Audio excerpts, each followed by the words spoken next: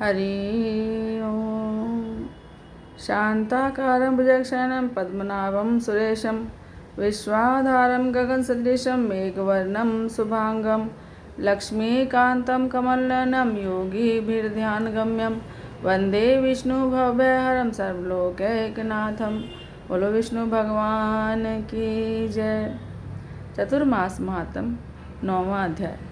पार्वती जी बोली, देवेश्वर आप ऐसा उपाय कीजिए जिससे मैं ध्यान योग को पाकर ज्ञान योग की प्राप्ति कर सकूं। महादेव जी ने कहा, प्रिय, पहले जिस 12 अक्षर नामक मंत्र राज का वर्णन किया गया है उसका तुम्हें जप करना चाहिए। यह वेद का सनातन सार तत्व है। ओंकार सब वेदों का आदि है। वह समस्त ब्रह्मांडों का याजक है और समस्त कार्यों में प्रथम उच्चारण करने योग्य और सब सिद्धियों का दाता है। उसका शुक्ल वर्ण है। मधुचंदा ब्रह्मा ऋषि हैं, परमात्मा देवता है, गायत्री छंद है और समस्त कर्मों में उनका विनियोग किया जाता है। देवी, जो प्रतिदिन संपूर्ण बीजाक्षर में 12 अक्षर मंत्र का जाप करता है वह पापों से लिप्त नहीं होता। यह 12 लिंग में अक्षरों से युक्त 12 अक्षर मंत्र कूर्म चक्र में स्थित है। विनियोग सहित प्रत्येक वर्ण के ध्यान, ऋषि, बीज, छंद और देवता आदि के चिंतन पूर्वक ध्यान, जप और पूजन करने पर भक्तों का कर्म जनित बंधनों से मोक्ष हो जाता है। ध्यान योग से समस्त पापों का नाश होता है। जप और ध्यान ही योग का स्वरूप है। शब्द ब्रह्म, ओंकार और वेद से प्रकट हुआ 12 अक्षर मंत्र वेद के समान है। ध्यान से मनुष्य सब कुछ पाता है। ध्यान से वह शुद्धता को पाता है। ध्यान से परब्रह्म का बोध होता है और संगन स्वरूप में चित्तवृत्ति की एकाग्रता रूप योग भी ध्यान से ही संभव होता है। ध्यान योग 2 प्रकार का होता है, एक सालंब और दूसरा निरालंब। सगुण साकार विग्रह नारायण का दर्शन सालंब ध्यान है और दूसरा जो निरालंब ध्यान है वह ज्ञान योग के द्वारा बताया गया है। वह सबका आलम है, रूप रहित, अप्रमेय और सारूप, जो सनातन तेज है, जिसका प्रकाश कोटि कोटि विद्युतों के समान है, जो सदा उदयशील और पूर्णतम है, जो निष्कल, सकल और निरंजन में है, आकाश के समान सर्वव्यापक है, सुख स्वरूप है, तुर्यातीत है, जिसकी कहीं उपमा नहीं है। वही परमेश्वर का निराकार स्वरूप निरालंब ध्यान योग के द्वारा चिंतन करने योग्य है। वह द्वंद्वों के रहित और साक्षी मात्र है, शुभ स्फटिक के समान निर्मल है, अपने तेज से उपमा रहित और अगाध है। उसी को तुम अंगीकार करो। भगवान नारायण का सूर्य मस्तक है, पृथ्वीलोक हृदय है, रसातल चरण है। वे मूर्त अमूर्त स्वरूप से संपूर्ण ब्रह्मांड में स्थित है। भगवान विष्णु ही ब्रह्म रूप से ज्ञान योग के आश्रय हैं। वे ही समस्त प्राणियों की सृष्टि और पालन करते हैं और वे ही सबका संहार करते हैं। वे सर्वदेव में हैं। सनातन काल से ही भगवान विष्णु 12 मासों के अधिपति है। इसलिए संपूर्ण मासों, समस्त दिनों और सब प्रहरों में श्री हरि का स्मरण करने वाला पुरुष संसार बंधन से मुक्त हो जाता है। यह कथा जिस किसी अनाधिकारी के सामने नहीं कहनी चाहिए। जो नित्य भक्त, जितेंद्रिय और मनोनिग्रह आदि गुणों से युक्त हो, उससे यह कथा कहनी चाहिए। भगवान विष्णु का भक्त शूद्र हो या ब्राह्मण, उसे भी यह कथा सुनाने योग्य है। पार्वती, मेरी भक्ति से तुम शीघ्र योग सिद्धि प्राप्त करो और ज्ञान से प्राप्त होने योग्य सर्वोत्कृष्ट भगवान नारायण के स्वरूप को समझो। योग का अभ्यास सदा करना चाहिए। विशेषतः चातुर्मासी में योग की साधना करने वाला पुरुष अपने सब पापों का नाश करता है। जो योगी 2 घड़ी भी अपने कानों को बंद करके अपने मन को ब्रह्मरंध्र में स्थापित करता है, वह पापों से मुक्त हो जाता है।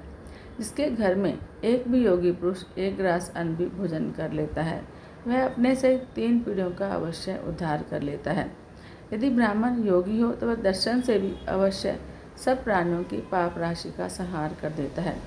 यदि ब्रह्मप्रायण उत्तम कर्मों वाला श्रेष्ठ शूद्र योग का अभ्यास करता है, सद्गुरु में भक्ति रखता है और नियमित आहार करते हुए जो योगी परब्रह्म की समाधि में स्थित होता है, वह भगवान विष्णु का सायुज्य प्राप्त करता है। भगवान श्रीहरि की प्रीति से मनुष्य अपने स्वरूप में, उनके स्वरूप में लीन हो जाता है। पार्वती, यह योग ज्ञान की सिद्धि प्रदान करने वाला है। सनकादि आचार्यों और मुक्ति की इच्छा वाले देवेश्वर ने भी इसका सेवन किया है। सर्वप्रथम योगियों के जो सदा ज्ञान की संपत्ति होती है, उस ज्ञान संपत्ति से गृहीत होकर मनुष्य योगी होता है। फिर योगी के आगे अनिमा आदि सिद्धियां उपस्थित होती हैं, परंतु शेष योगी उनमें मन नहीं लगाता। योग से संपूर्ण दानों और यज्ञों का फल प्राप्त होता है। योग से संपूर्ण कामनाओं की प्राप्ति होती है। कोई ऐसी वस्तु नहीं जो योग से प्राप्त न होती हो।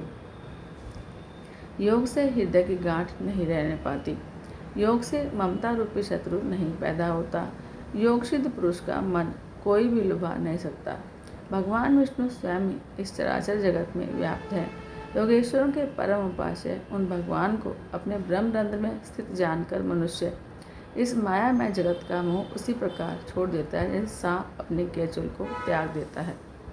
बोलो विष्णु भगवान की जय।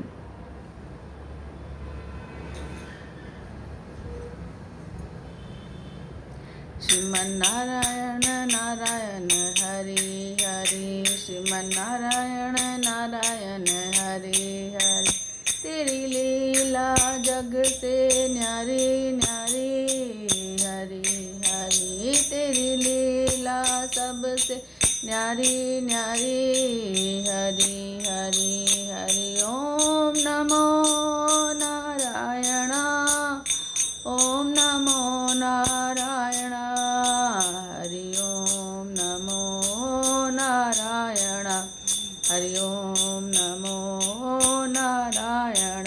श्रीमन्नारायण नारायण हरि हरि, श्रीमन्नारायण नारायण हरि हरि।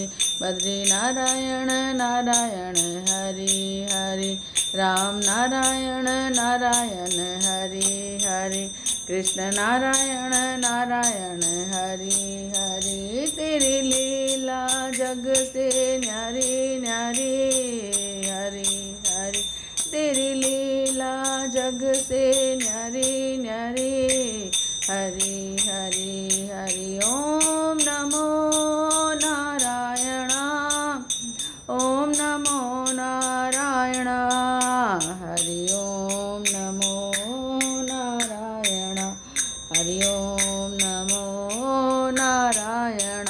श्रीमन्नारायण नारायण हरि हरि, भजमन नारायण नारायण हरि हरि, लक्ष्मी नारायण नारायण हरि हरि, सत्यनारायण नारायण हरि हरि। बोलो विष्णु भगवान की जय।